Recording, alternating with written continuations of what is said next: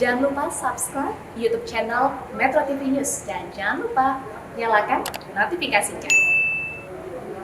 Pemirsa, kasus kekerasan seksual di lingkungan pendidikan melonjak sepanjang tahun 2021, baik di lingkungan pendidikan formal maupun agama. Kami paparkan sejumlah data dan faktanya untuk Anda. Berikut ini. Ya, pemirsa, berdasarkan data dari Komnas Perempuan dan Komisi Pemberdayaan Perempuan dan Perlindungan Anak, laporan langsung kasus kekerasan seksual di lingkungan pendidikan terus meningkat setiap tahunnya. Bahkan pemirsa, terjadi peningkatan laporan kasus sangat signifikan dari tahun 2020 ke tahun 2021. Kita lihat angkanya di tahun 2020, laporan yang masuk ini adalah 10 kasus, kemudian meningkat sangat tajam di tahun 2021, 456 kasus. Nah, secara garis besar, pemirsa, kasus kekerasan seksual di dunia pendidikan setiap tahunnya meningkat. Meskipun pada kenyataannya tidak semua kasus ini dilaporkan. Nah, Komnas Perempuan membeberkan dalam lembar fakta kekerasan seksual di lingkungan pendidikan sepanjang tahun 2015 hingga tahun 2020, Komnas Perempuan menerima 51 laporan kasus kekerasan seksual dan diskriminasi. Dari berbagai jenjang pendidikan, kekerasan seksual paling banyak ini terjadi di perguruan tinggi. Angkanya adalah 27%. Disusul di pendidikan berbasis agama Islam atau pesantren, ini 19%, kemudian 15% di SMA atau SMK, 7% di SMP, dan sekitar 3% di TK, SD, SLB, dan pendidikan berbasis Kristen. Ini adalah angka dari Komnas Perempuan, pemirsa. Kemudian pelaku kekerasan di lingkungan pendidikan tak lain adalah mereka yang seharusnya memberikan pendidikan dan melindungi anak-anak di lingkungan pendidikan. Namun mayoritas ternyata pelaku kekerasan seksual di lingkungan pendidikan adalah guru atau ustadz, angkanya adalah 22 pelaku. Kemudian yang tinggi juga adalah dosen 10 pelaku, kepala sekolah 8 pelaku, peserta didik 6 pelaku, lain-lain 3 pelaku, dan pelatih 2 pelaku. Ya, pemirsa, sepanjang tahun 2021 ini terjadi rentetan kasus kekerasan seksual di pesantren. Kami punya datanya, ini peristiwa ini kerap berulang. Kami merangkum sejumlah kasus yang terjadi sepanjang tahun 2021 ini. Juni tahun 2021, belasan santri menjadi korban, tepatnya di Pondok Pesantren M. Nasir Solok, Sumatera Barat. Pelakunya adalah pembina asrama. Kemudian pada 24 September tahun 2021, korbannya adalah puluhan santriwati, lokasi di Trenggalek, Jawa Timur. Pelakunya adalah oknum guru. Kemudian September tahun 2021, korban tercatat 26 santri, lokasinya di Kabupaten Ogan Ilir, Sumatera Selatan.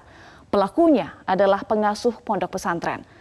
Hal yang sama, ini pelaku juga pondok pesantren, pengasuh pondok pesantren, lokasinya di Mojokerto, Jawa Timur. Korbannya adalah santriwati pada Oktober tahun 2021. Dan November tahun 2021 ini 15 siswi sekolah dasar menjadi korban, lokasinya di Cilacap, Jawa Tengah. Pelakunya adalah guru agama. Pemirsa, baru-baru ini publik juga dibuat geram sekali dengan sosok HW. Ini pelakunya adalah Heri Wirawan, guru pesantren, pengurus pesantren sekaligus guru ngaji yang seharusnya memberikan pendidikan, melindungi siswa-siswanya, tetapi tega memperkosa 12 muridnya sendiri. Bahkan sejumlah santriwati hamil hingga melahirkan anak. Korban melahirkan 8 bayi dan 2 korban masih mengandung. Polisi mendapatkan laporan Mei 2021 dan sebetulnya kasus ini sudah terjadi sejak tahun 2016. Artinya sudah 5 tahun tetapi baru terungkap dan saat ini sudah masuk persidangan sejak 17 November tahun 2021.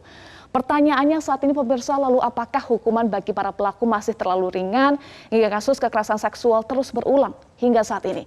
Berikut adalah sejumlah ancaman hukuman bagi para pelaku kekerasan seksual terutama kepada anak.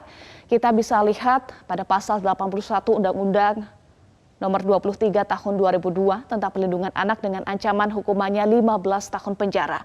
Kemudian pasal 76D dan 76E Undang-Undang 35 tahun 2014 tentang perlindungan anak. Lalu Undang-Undang Nomor 17 tahun 2016 pidana penjara minimal 5 tahun seumur hidup hingga pidana mati. Dan hukuman tambahan Perpu Nomor 1 tahun 2016 tentang ketentuan pemberantasan Maksud kami tentang ketentuan pemberatan pokok pidana penjara hingga pidana tambahan berupa pengumuman identitas, kebiri kimia, pemasangan alat pendeteksi elektronik yang bertujuan mengetahui keberadaan mantan narapidana. Sejumlah pelaku kekerasan seksual terhadap peserta didik mulai dari murid, santri maupun mahasiswi ini telah divonis bersalah, bahkan sebagian mendapatkan pemberatan hukuman kebiri kimia. Kami ajak Anda melihat sejumlah pelaku yang sudah divonis. Dian Ansori, ini pelaku perkosaan dan menjual anak di Lampung, divonis 20 tahun penjara dan diberikan pidana tambahan kebiri kimia selama 1 tahun setelah menjalani pidana pokok. Kemudian Rahmat Slamet Santoso mencabuli 15 anak didiknya di Surabaya, Jawa Timur, sudah divonis 12 tahun penjara, denda 100 juta rupiah, dan kebiri kimia selama 3 tahun. Serta Muharis, pelaku perkosaan 9 anak di Mojokerto, Jawa Timur, divonis 12 tahun penjara, denda 100 juta rupiah, dan kebiri kimia selama 2 tahun. Iya, pemirsa, ini adalah sejumlah pelaku yang sudah mendapatkan hukuman. Namun perlu diketahui hukuman kebiri kimia ini tidaklah untuk selamanya. Kebiri kimia dilakukan sesuai dengan vonis hakim dengan pemberian atau suntikan obat dengan tujuan menurunkan hasrat seksual dan libido. Jika hukuman telah dijalankan maka kebiri kimia tidak lagi dilakukan.